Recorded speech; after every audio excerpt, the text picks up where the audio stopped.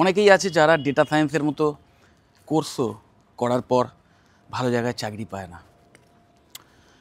কদিন আগেই আমার সঙ্গে একজনের কথা হচ্ছিল, সে আমাকে ফোন করেছিল, বলছে স্যার আমি এরকম আপনার ভিডিও দেখলাম, আপনি তো ডেটা সায়েন্স সম্পর্কে অনেক কিছু বলছেন, তো আমি ডেটা সায়েন্স নিয়েই একটা কোর্স করেছি, কিন্তু এখন বুঝে উঠতে পারছি না যে কোথা থেকে চাকরির জন্য কীভাবে অ্যাপ্লাই করবো, বা চাকরিটা এখনও পাইনি। তো আমি জিজ্ঞেস করলাম যে তুমি কোথা থেকে করেছো আর কোন কোর্স করেছো। তো বললো আমাকে, আমি যেটা বুঝলাম কোর্সের নামটা শুনে, যে একটা সার্টিফিকেশান কোর্স 3 থেকে 6 মাসের অপশান ছিল। ও 6 মাসের সার্টিফিকেশান কোর্স করেছে এবং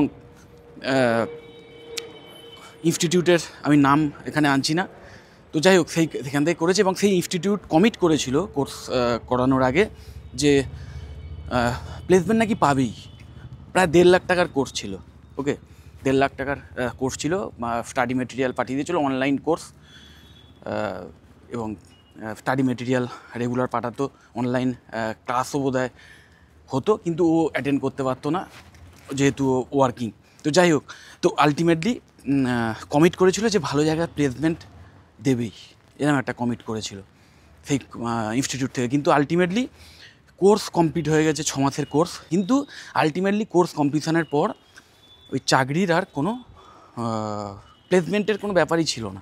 মানে প্লেসমেন্ট অ্যাসিস্ট্যান্সের জন্য যে একটা কোম্পানি নিয়ে এসে প্লেসমেন্ট ড্রাইভের আয়োজন করা বা এরকম কোনো ব্যাপার ছিল না।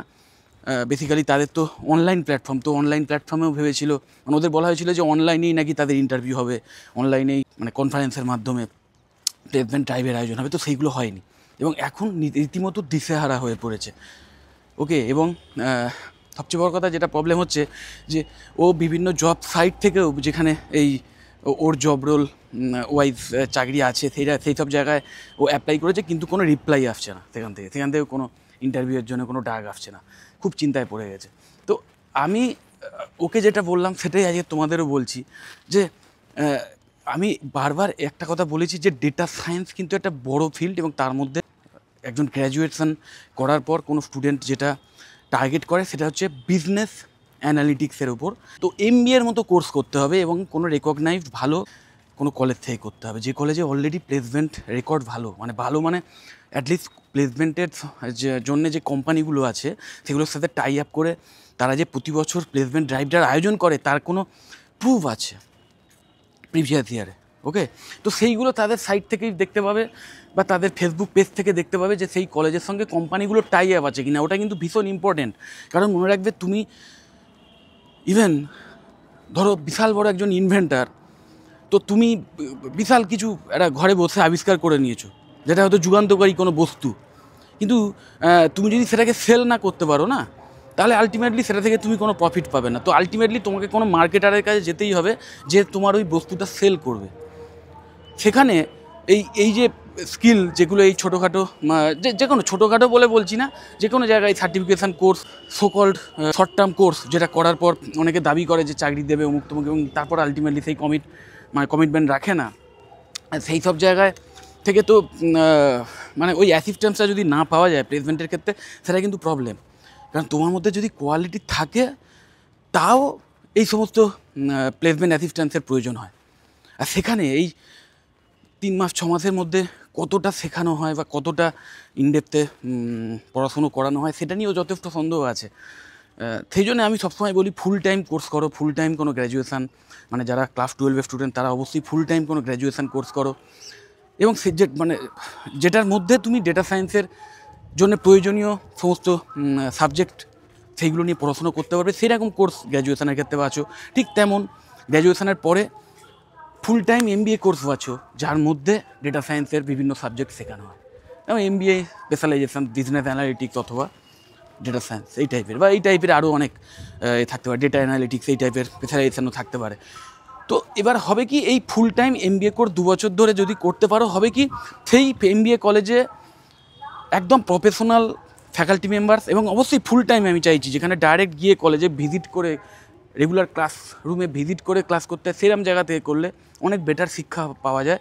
কারণ ডাইরেক্ট ফ্যাকাল্টি মেম্বারদের সঙ্গে ইন্টারাকশান করতে পারবে, যারা অলরেডি এই সমস্ত বিষয় নিয়ে প্রচুর এক্সপিরিয়েন্স নিয়ে বসে আছেন, প্রচুর নলেজ নিয়ে বসে আছেন, এবং সেই কলেজে বিভিন্ন ইন্ডাস্ট্রি থেকে প্রফেশনালরা আসেন, তারা এসে কোম্পানিতে মানে একদম ইন্ডাস্ট্রি লেভেলে কীভাবে কাজ হচ্ছে, কী টুলস ইউজ হচ্ছে, কী প্রসেস ইউজ হচ্ছে, সেইগুলো নিয়ে তোমাদের সঙ্গে ডিসকাশান করবেন। শুধু ডিসকাশান নয়, সেটাকে লাইভ দেখাবেন এবং তাদের কোম্পানিতে মানে নিয়ে গিয়ে ভিজিট করিয়ে মানে তোমাদের একদম কীভাবে লাইভ প্রজেক্টে কাজ হচ্ছে সেটাও ইভেন দেখানো হয়। এবং সেই শুধু দেখানো নয়, সেখানে কাজ করারও সুযোগ দেওয়া হয়। এমবিএ করার সময় নিশ্চয়ই জানো ইন্টার্নশিপেরও সুযোগ পাওয়া যায়। ওইটাই মেন জিনিস। কারণ মনে রাখবে, তুমি যতই কোনো একটা বিষয় নিয়ে ভিডিও দেখো, যতই পড়াশুনো করো, যতই মানে মুখস্থ করে বা ব্যাপারটা দেখে দেখে শিখে যাও, তুমি নিজের হাতে যতক্ষণ না সেই জিনিসটা করছো, ততক্ষণ কিন্তু তুমি সেই ব্যাপারটা নিয়ে তোমার একটা কমপ্লিট স্কিল সেট হয়ে গেছে সেটা নিয়ে নিশ্চিত হওয়াটা ঠিক নয়। কারণ মনে রাখবে, সবসময় দেখতে দেখতে না কোনো একটা জিনিস, ধরো যেটা শিখছো, ভিডিও দেখছো বা পড়ছো, অনেক সময় মনে হয় হ্যাঁ সব শিখে গেছি, কিন্তু করতে দেওয়ার সময় তখন দেখবে করতে পারছো না। তো ওইটা প্র্যাকটিস করতে হবে। এবং মনে রাখবে, কোনো কিছুই রাতারাতি হয় না।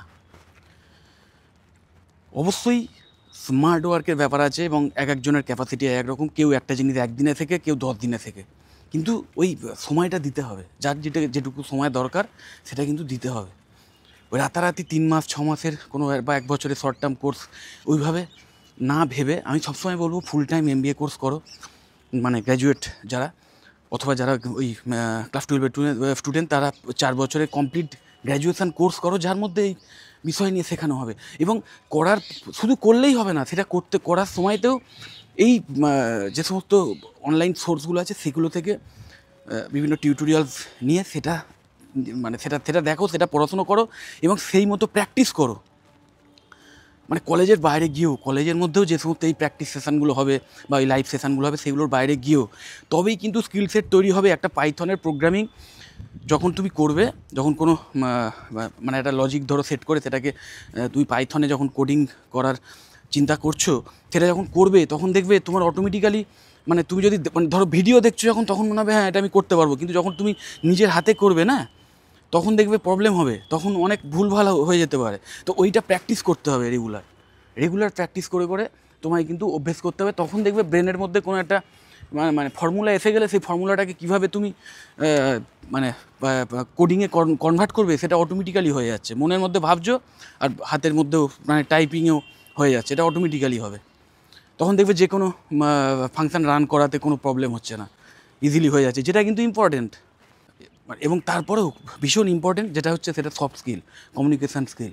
তোমাকে এই সমস্ত ব্যাপারগুলো যে তুমি জানো, সেটা কিন্তু তোমাকে ইন্টারভিউর সময় বোঝাতে হবে এবং সেটা প্র্যাকটিস করতে হবে। ইভেন ভালো ভালো এমবিএ কলেজে সেখানে কিন্তু এই মক ইন্টারভিউ হয়, যে একদম প্রফেশনাল কোনো ইন্ডাস্ট্রিতে প্লেসমেন্ট ড্রাইভের সময়, বড় কোনো কোম্পানি, বিগ 4 কোম্পানি, ইভেন সেখানেও মানে ইন্টারভিউয়ের সময় কীভাবে প্রশ্ন করা হয় সেটা তারা জানে। এবং সেই ওয়াইজ পুরো এনভায়রনমেন্ট ক্রিয়েট করে মক ইন্টারভিউয়ের ব্যবস্থা হবে, যেখানে তুমি সেই ইন্টারভিউ দেওয়ার সময় তোমার উইক পয়েন্টগুলো বুঝতে পারবে এবং সেইগুলো ওয়াইজ কাজ করতে পারবে।